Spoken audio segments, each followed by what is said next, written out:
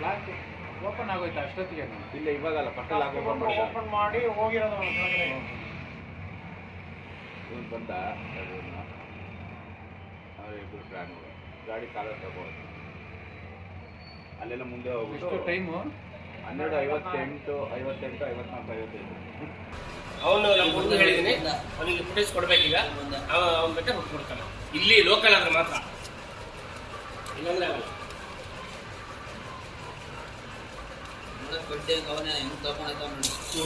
ನೀನ್ ಇದ್ರಲ್ಲಿ ನೋಡೋದ್ಕಿಂತ ಇದ್ರಲ್ಲಿ ನೋಡಿ ಎಷ್ಟು ನೀಟಾಗಿ ಕಾಣಿಸುತ್ತೆ ಅವ್ನ ಮಕ್ಕ ಎಲ್ಲ.